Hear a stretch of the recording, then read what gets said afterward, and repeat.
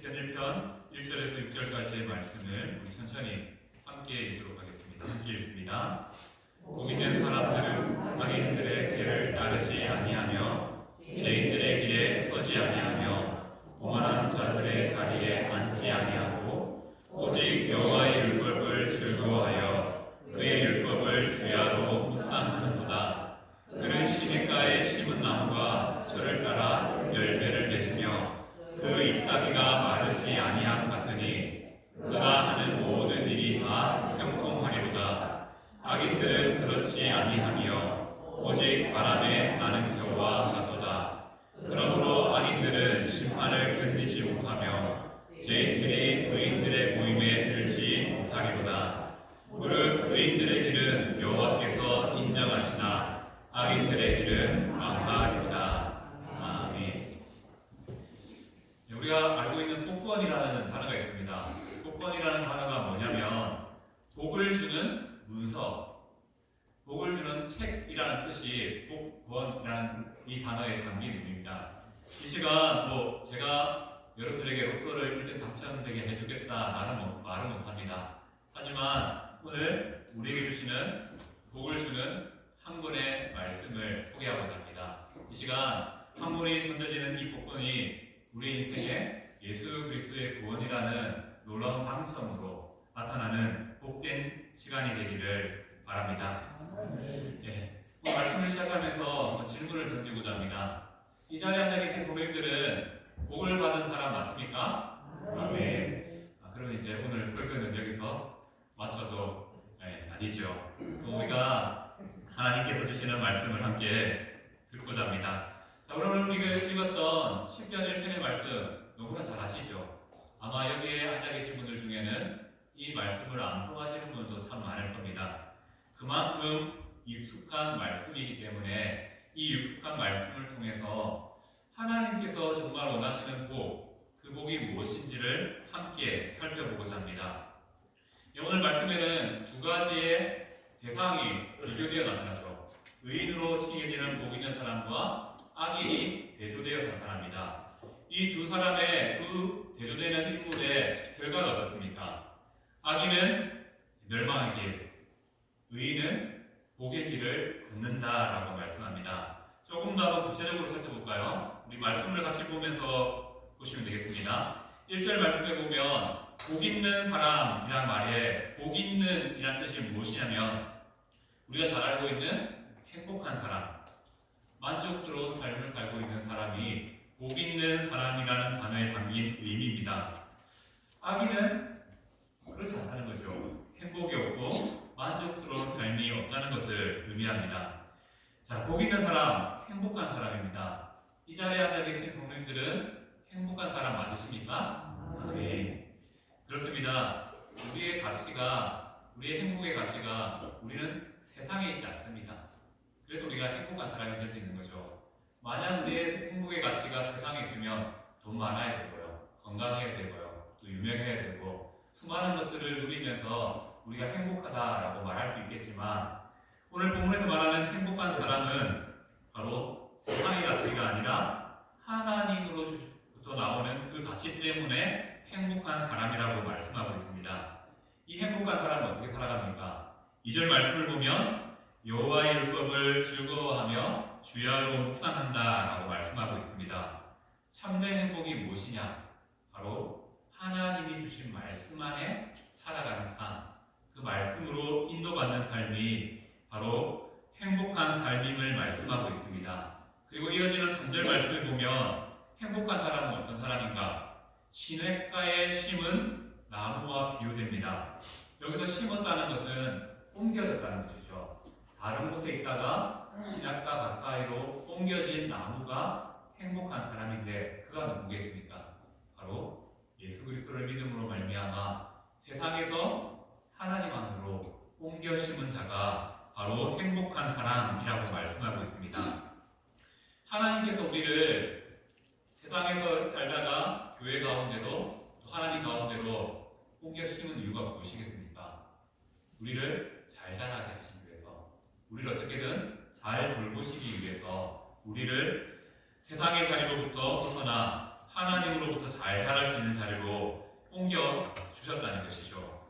그렇게 우리는 복을 누리고 있는 사람이라는 것을 말씀하고 있습니다.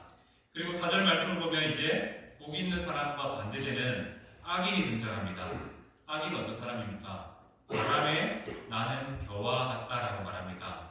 반대로 말하면 복 있는 사람은 알곡인데 악인은 바람에 나는 겨와 같다는 것이죠. 바람이 불 때 날려가는 인생, 결국 심판 안에 놓여진 인생이라는 것을 말씀합니다. 그리고 5절 말씀처럼 복 있는 사람은 주님이 주시는 심판을 견디지만 악인은 그 심판 앞에 서지 못한다라고 말합니다. 행복한 사람은 마지막 날 심판의 자리에서 하나님이 주시는 승리를 누리지만 악인은 그렇지 않다라고 말씀하고 있죠. 그리고 6절 말씀은 복 있는 사람은 하나님께서 친히 인정하시는 삶을 살아가는 자라고 말씀하고 있습니다. 인정한다는 것은 무엇을 의미하냐면요, 안다, 알아주신다라는 의미가 있습니다. 우리가 왜 행복한 사람입니까? 우리가 예수님을 믿음으로 말미암아 하나님께서 우리에게 주신 복이 있습니다. 그 복은요, 누구보다도 우리를 잘 알고 계시고 누구보다 우리를 잘 이해하시고 또 인도하셔 주시는 분이 하나님이시라는 사실을 6절 말씀은 말씀하고 있습니다. 그래서 우리는 이렇게 복된 삶을 살아가기에 복 있는 사람이다라고 담대하게 고백할 수 있는 것이죠. 왜? 그렇죠. 우리가 행복하다라고 말할 수 있는 이유는 말씀 안에 있고요. 또 하나님께서 친히 우리 하나님 가까이로 옮겨 심어 주셨고요. 그리고 하나님이 친히 우리의 삶을 알아주시기 때문에 우리는 그 누구보다도 행복한 사람, 복 있는 사람이라고 말씀드릴 수 있습니다. 자, 이렇게 말씀을 마치는 것이 아니겠죠. 이제 우리가 한번 생각해 봅시다. 오늘 말씀에 복 있는 사람이라는 단어를 내어놓았습니다. 그렇다면 우리가 먼저 생각해야 될 것은 우리가 복된 이유가 시편 1편의 말씀을 통해서 이미 들었지만 무엇 때문에 우리가 복 있는 사람인지를 알아봤으면 좋겠습니다. 그렇기 때문에 첫 번째, 우리는 복이 무엇인지 알아야 될 것 같습니다.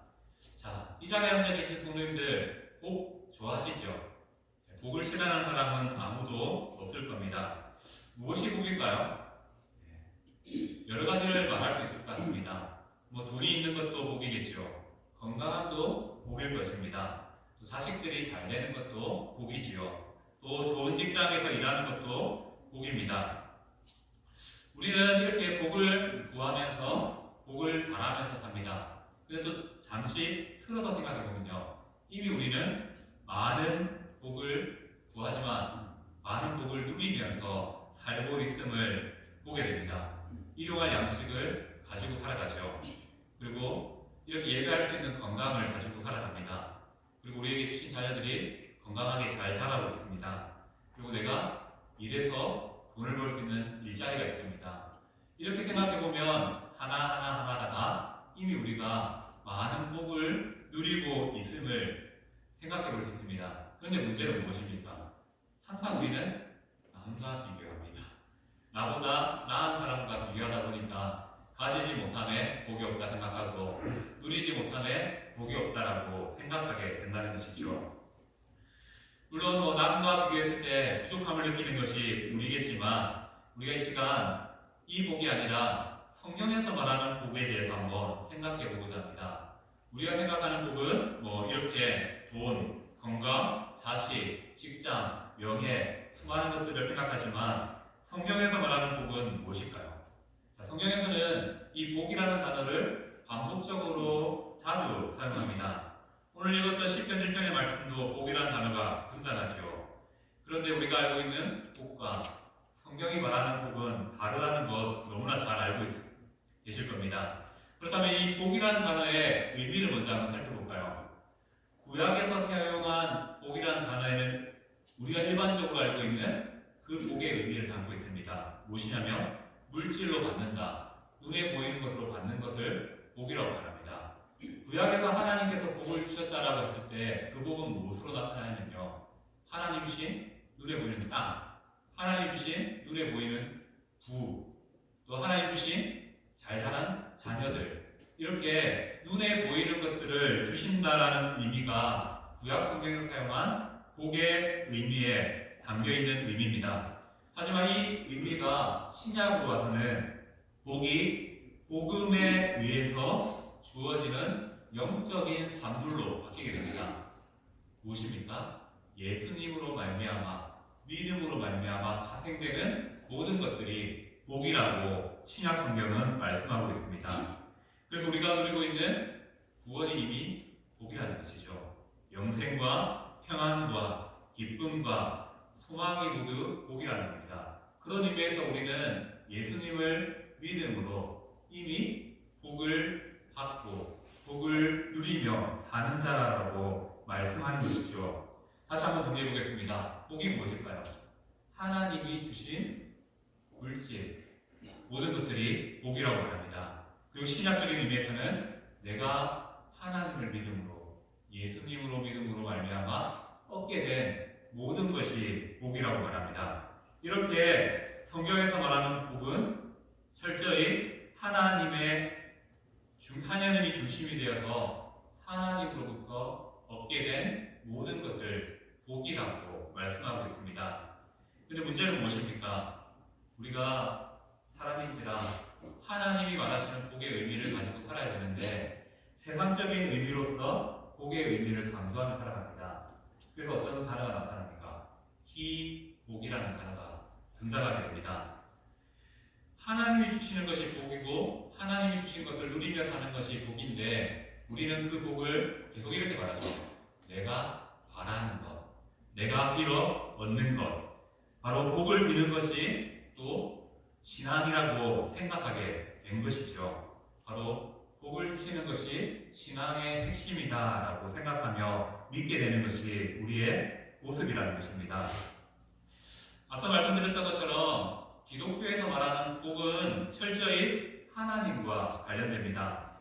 내가 말하는 것이 이루어지는 것이 복이 아니라요. 하나님이 주신 것을 누리는 것이 복이라는 것을 말씀하고 있습니다. 이러한 의미에서 그렇다면 복 있는 사람은 도대체 어떤 사람인가라고 질문을 해볼 수 있습니다. 두 번째, 우리는 이 복과 함께 복 있는 사람은 어떠한 사람인가 한번 살펴보고자 합니다.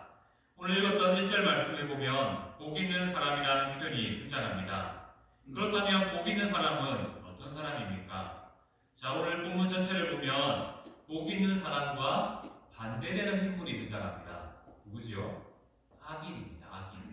자, 악인과 반대되는 개념의 단어가 있죠. 무엇입니까? 의인이라는 단어입니다. 바로 의인과 악인이 대조되어서 나타나고 있습니다. 시편에서 말하는 복 있는 사람은 의인의 다른 표현이라는 것을 알 수 있습니다. 성도님들, 어떤 사람이 의인입니까? 성경적인 의미로 말하면 의로운 사람을 말하는데 그 의로운 사람들은 성경에 말하는 율법의 모든 것들을 충족하게 살아가는 삶. 그래서 말씀에 어긋나지 않는 삶을 사는 사람을 의로운 사람, 의인이라고 말합니다. 하지만 우리가 이렇게 말하면 그 누구도 의로울 수 없다라고 생각할 수 있겠지요. 자, 그렇다면 이 의라는 단어를 먼저 한번 살펴봄을 통해서 복 있는 사람이 정말 누구를 의미하는지를 함께 살펴보고자 합니다. 자, 말씀 없지만 제가 한번 읽어드리겠습니다. 로마서 1장 17절 말씀을 제가 한번 읽어드리겠습니다. 한번 잘 들어주십시오. 복음에는 하나님의 의가 나타나서 믿음으로 믿음에 이르게 하나니 기록된 바 오직 의인은 믿음으로 말미암아 살리라 함과 같으니라 라고 말씀합니다. 자, 로마서는 의인이 누구인지 정확하게 말씀합니다. 로마서 전체에 의라는 단어는 대체할 수 있는 단어가 있습니다. 어떤 단어냐면 구원이라는 단어입니다. 그래서 방금 읽었던 말씀을 다시 읽으면요, 복음에는 하나님의 구원이 나타나서 믿음으로 믿음에 이르게 하나니 기록된 바 오직 구원받는 자는 믿음으로 말미암아 살리라 함과 함과 같으니라라고 말씀하고 있습니다. 바로 로마서는 의인이 누구인가를 말할 때 바로 예수님을 믿어 구원을 얻은 자가 의인이다라고 말씀하고 있습니다.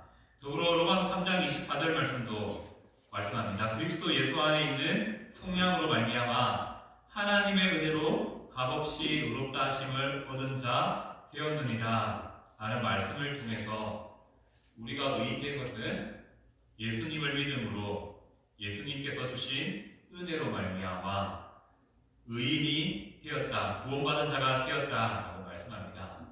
자, 우리가 의인이 된 이유는 성경 말씀을 하나하나 다 순종하였기 때문에가 아니라 바로 모든 말씀을 순종하신 예수님을 믿었기 때문에 우리가 의인 되었다라고 말씀합니다. 그리고 그 의가 우리에게 입혀져 우리가 구원받은 자가 되었다라고 말하는 것이죠. 그래서 신약과 오늘 말씀을 이으면 예수님을 믿는 자가 구원받은 자고요. 구원받은 자가 의인입니다. 그리고 의인이 바로 복 있는 사람이라고 말씀하고 있습니다. 이렇게 우리는 오늘 10편의 말씀을 읽었지만 이렇게 신약의 말씀을 통해서 정말 하나님이 원하시는 복 있는 사람은 예수님을 믿음으로 구원을 받은 자라는 사실을 깨닫게 됩니다. 그렇다면 여기서 다시 한번 질문을 드리겠습니다. 이 자리에 앉아 계시는 성도님들은 모두가 예수님을 믿으십니까? 네. 그렇다면 우리가 이미 복을 받은 자라는 사실을 믿음으로 고백하십니까? 아멘. 네, 그렇습니다. 우리는 이미 복을 받은 자, 복 있는 자라, 시인받는 자라는 것을 알 수 있습니다. 문제는 무엇입니까? 하나님께서는 우리를 이미 복 있는 자리로 불러주셨고 복 있는 사람으로 세워주셨는데 하나님 베푸신 복을 이제 누리며 살면 됩니다. 근데 문제는 무엇입니까? 우리가 그 복이 뭔지 몰라서 누리지 못하고 또 그 복을 다른 세상적인 관점으로 갖다 보니까 내가 복 받았다는 것보다 나는 지지리도 복이 없다 라는 생각들을 하게 된다는 것이죠.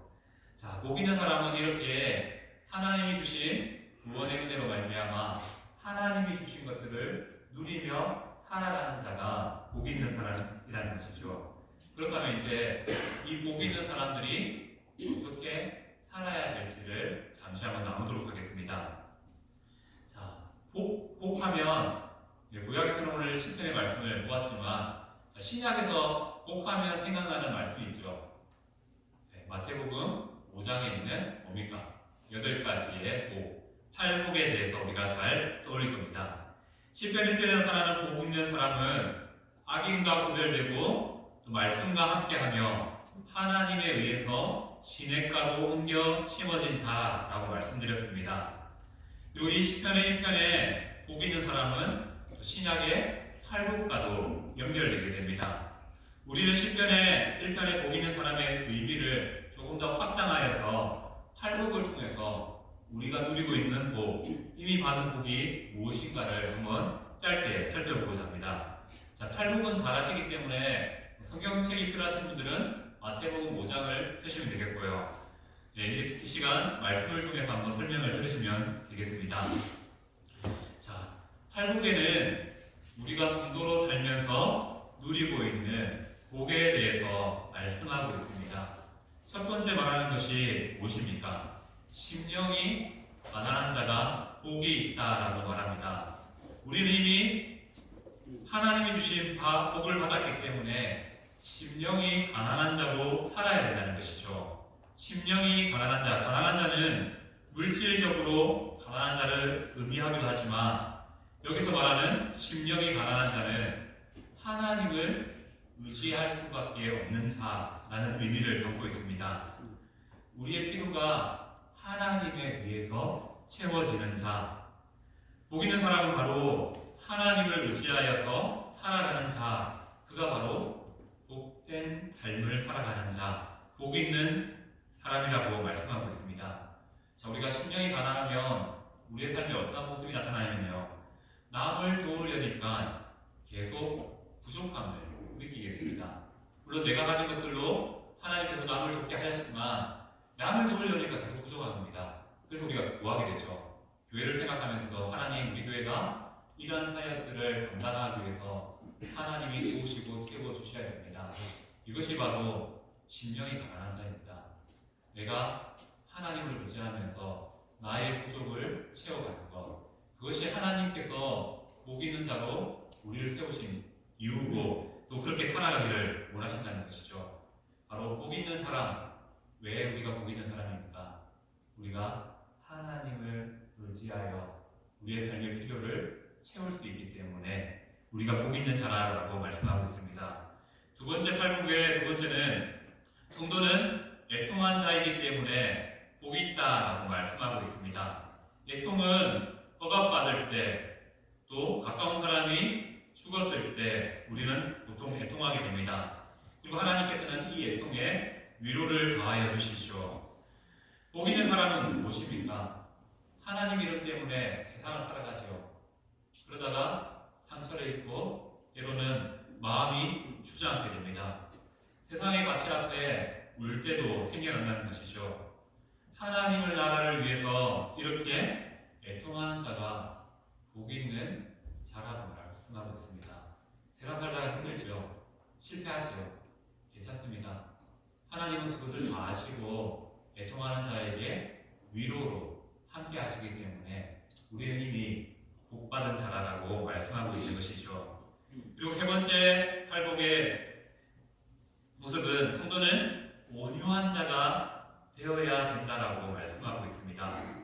우리는 우리의 힘으로 천국을 만들어가는 자가 아닙니다. 하나님이 주시는 그 천국을 겸손히 기다리는 자라는 것이죠. 바로 여기서 말하는 온유한 자라는 무엇입니까? 하나님이 주실 때까지 하나님의 때를 기다리는 자가 바로 온유한 자라는 것이죠. 자, 이스라엘 백성들을 생각해 봅시다. 이스라엘 백성들이 자기 힘으로 가나안 땅을 차지했습니까? 아닙니다. 하나님께서 주실 때까지 기다리고 하나님이 주실 때 순종함을 통해서 가나안 땅을 얻게 되었습니다.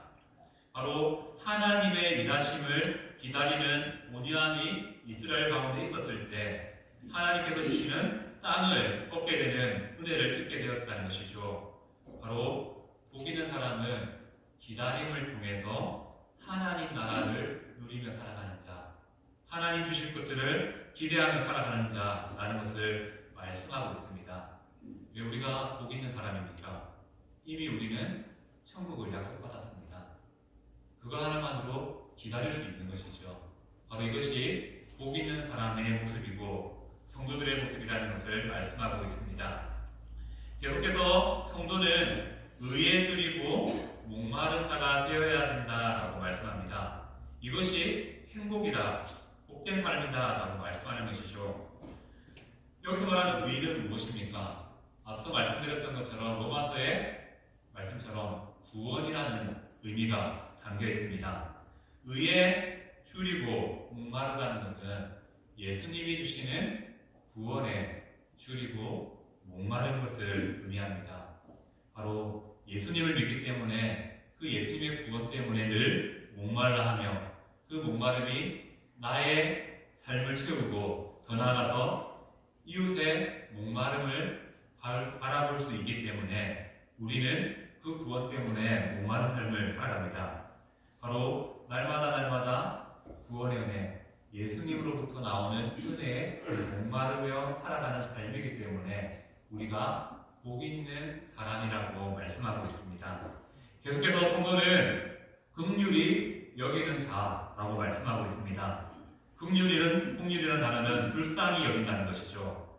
우리는 하나님으로부터 이미 긍휼의 은혜를 입었습니다. 하나님이 우리를 불쌍히 여기심으로 우리를 구원해 주셨고 우리를 책임져 주시고 인도해 주신다는 것이죠.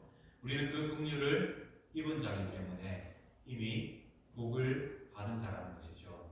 더 나아가서 우리가 복을 받은 자이기 때문에 하나님이 주신 긍휼로 긍휼을 베푸는 삶, 옆에 있는 지체들을 긍휼히 여길 줄 아는 삶, 그렇게 살아갈 수 있는 은혜를 입었기 때문에 우리가 이미 복 있는 사람입니다 라고 말하고 있습니다. 그리고 팔복에 또 이어지는 말씀은 성도는 마음이 청결한 자이기 때문에 복 있는 사람이라고 말씀하고 있습니다. 청결함이라는 것은 정결하다는 것이죠. 세상 가운데 더럽히지 않은 것, 구별된 것, 하나님만이 나의 도움이자 상급임을 깨닫는 자, 그가 바로 마음이 청결한 자입니다. 우리는 그렇게 죄의 문제와 싸움을 통해서 하나님을 직접 볼 수 있는 그런 은혜를 입었습니다. 바로 청결한 마음, 정결한 마음을 가졌기 때문에 하나님을 느끼며 살아갈 수 있다라고 말씀합니다. 이것이 바로 우리가 복 있는 사람이라는 것을 의미하는 것이죠. 또한 우리는 어떠한 복 있는 사람으로 살아갑니까? 성도는 화평하는 자가 되어야 합니다. 이미 성도들은 하나님의 은혜로 하나님의 아들들, 자녀들이 되었죠. 하나님의 아들들인 성도는 화평을 전하는 화평의 전도자가 되어야 된다는 것이죠. 우리가 있는 자리에 어떤 은혜가 임하게 됩니까? 나 때문에 싸움이 멈춰지게 됩니다. 나 때문에 불화가 멈춰지게 된다는 것이죠. 이러한 복을 하나님께서는 성도들에게 이미 내려주셨다는 겁니다. 성도가 있는 자리에서 그 성도 때문에 평화를 주시는 것이 바로 복 있는 사람에게 주시는 또 다른 복이라는 것이죠. 더 나아가서 성도가 있는 자리에서는 언제나 싸움이 멈추고 그치고 평화가 임하게 되기 때문에 우리가 바로 복 있는 사람이라는 것을 말씀하고 있습니다. 신기하지 않습니까? 우리는 예수님을 믿었을 뿐인데 하나님은 그 구원의 은혜를 따라 우리가 존재하는 그 자리에서 평화가 임할 수 있도록 도와주신다라고 말씀하시는 것이죠. 물론 우리가 가끔의 혈기를 따라 싸움을 일으키고 다툼을 일으킬 수도 있습니다. 하지만 우리가 하나님이 주시는 참된 은혜를 누리면 우리가 있는 자리, 그 자리가 어떠한 자리든지 평화를 전할 수 있는 복 있는 사람으로 살아가게 하셨다라고 말씀하고 있습니다. 마지막으로 성도는 의를 위하여 박해받는 자라고 말씀하고 있습니다. 구원 때문에 어려움을 자처하는 자, 구원 때문에 어려움을 살아가는 자라고 말씀하고 있습니다. 바로 하나님 때문에 우리의 삶에 어려움이 있습니까? 힘듦이 있습니까? 그것이 하나님의 복이다라고 말씀하고 있습니다. 왜 그렇습니까? 그 밖에 뒤에 하나님께서 기억해 주시고 또 하나님께서 안아주시고 하나님께서 품어주심이 있기 때문입니다. 우리는 이 사실을 기억하면서 이 땅 가운데 부조리 가운데 하나님을 말하는 진리의 대변인으로 살아야 된다는 것이죠. 복음 때문에 살다 보면 박해, 욕먹음, 또 가끔은 나쁜 말로 저주까지 듣게 될지 모릅니다. 하지만 이러한 모든 것들을 우리 하나님은 기억하여 주시고 그리고 또 복 있는 사람으로 살려면 이러한 일들이 있다라고 우리에게 말씀해 주시는 것이죠. 우리는 이러한 사실을 기억하면서 복 있는 사람이 되어서 예수님을 이 땅 가운데 말할 수 있는 그런 삶을 살아야 된다는 것입니다. 아멘. 자, 우리가 팔복을 다시 한번 더 정리해 볼게요. 팔복은 이렇게 했기 때문에 하나님께서 이렇게 주신다라는 의미가 아닙니다. 이미 이렇게 만들어 주셨기 때문에 우리는 이렇게 살아야 된다는 것이죠. 어떻게 해요? 심령이 가난한 자로, 애통하는 자로, 온유한 자로, 긍휼히 여기는 자로, 마음이 청결한 자로, 화평한 자로, 박해받는 자로 살아야 된다는 것입니다. 왜요?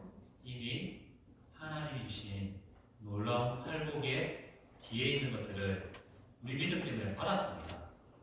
하나님 나라를 받았고요. 하나님 볼 수 있는 자격을 얻었고요. 또 하나님 주시는 땅을 얻었고요. 하나님 주시는 위로를 받았습니다. 이 모든 것들을 이미 받았기 때문에 성도는 의인, 복 있는 사람이라고 말할 수 있는 것이죠. 우리가 믿음이 아무것도 아닌 것 같지만 이렇게 하나님께서는 우리에게 복으로 채워주시고 복으로 입혀주셨다는 것을 기억하시길 바랍니다. 아멘. 이미 우리가 그 복을 누림을 통해서 이제 설 명절 어떻게 살아야 될지 한번 고민해 보시기 바랍니다. 가족들이 모였을 때 나 때문에 분쟁이 일어나면 절대 안 됩니다. 나 때문에 평화가 임하고 또 하나님 주시는 은혜가 가득한 그러한 명절이 되기를, 가정이 되기를 축복합니다.